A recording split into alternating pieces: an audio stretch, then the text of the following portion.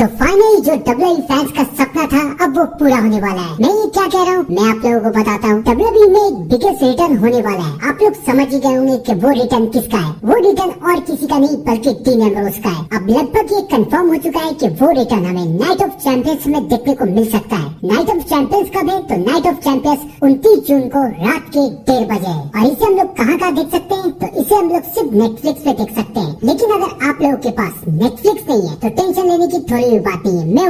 मैं अपने चैनल पे नाइट ऑफ चैंपियंस का लाइव अपडेट दूंगा। तो अगर आपने मेरे चैनल को अभी तक सब्सक्राइब नहीं किया तो मेरे चैनल को सब्सक्राइब करके बेल आइकन को दबा दीजिए ताकि आपसे नाइट ऑफ चैंपियंस और रॉ स्मैकडाउन की कोई भी अपडेट मिस ना हो पाए। तो आइए दोस्तों अब करते हैं इस वीडियो को शुरू। जैसा कि मैं आप लोगों को बता रहा था कि डीन एम्ब्रोस के नाइट ऑफ चैंपियंस पे रिटर्न आने के रूमर्स कुछ ज्यादा ही तेजी से WWE में आ रहे हैं। अब नाइट ऑफ चैंपियंस में डीन एम्ब्रोस क्यों रिटर्न आ सकते हैं? इसके दो कारण है। पहले कारण का नाम है सेथ फ्रिकिंग रॉलिंग्स। आप लोगों ने बिल्कुल सही सुना, सेथ रॉलिंग्स जिन्होंने रोमन रेंस को धोखा दे दिया और जिन्होंने पॉल हेमन को भी हड़प लिया है। और अब Seth Rawlings mister money in the bank भी बन चुके हैं। सेथ रॉलिंग्स के टीम में दो खतरनाक मेंबर हैं, ब्रॉन्सन रीड और ब्रॉन बेकर। और सेथ रॉलिंग्स का सामना कौन कर रहे हैं? कोई भी नहीं, बिल्कुल सही, कोई भी नहीं, क्योंकि सीएम पंक तो जॉन सीना के साथ इन्वॉल्व है। और सीएम पंक और जॉन सीना के मैच में सेथ रॉलिंग्स अपनी टांग अड़ाने की कोशिश जरूर करेंगे, यानी कि सेथ रॉलिंग्स कैश इन करने की कोशिश जरूर करेंगे। तो उसकी कोशिश को नाकामयाब कौन करेगा? कौन है ऐसा सुपरस्टार जो कि सेथ रॉलिंस की कोशिश को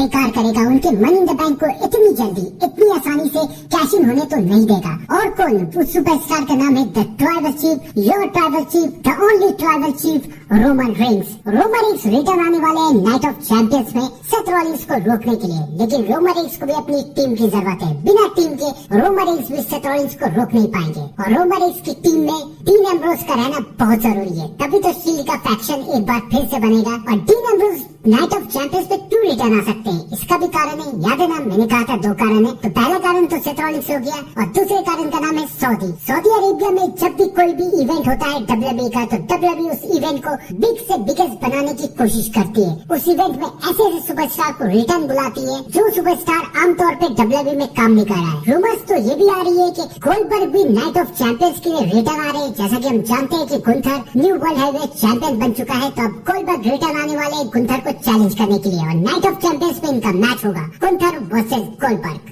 ये तो बात हुई गोल्डबर्ग और गुंथर की। और अगर हम लोग बात करें डीन एम्ब्रोस के रिटर्न आने की तो डीन एम्ब्रोस भी रिटर्न आ सकते हैं रोमन रेंस के साथ नाइट ऑफ चैंपियंस में, क्योंकि ये सऊदी अरेबिया है और यहाँ पर WWE पूरी कोशिश करती है कि ये इवेंट बिग से बिगेस्ट बन जाए। और डीन एम्ब्रोस के रिटर्न के बाद जो WWE अभी ठंडा पड़ा हुआ है वो एक बैग से हाइप पकड़ लेगा। आपको क्या लगता है कि डीन एम्ब्रोस को रिटर्न आना चाहिए या नहीं? कमेंट करके जरूर बताइएगा। तब तक के लिए thank you and good bye.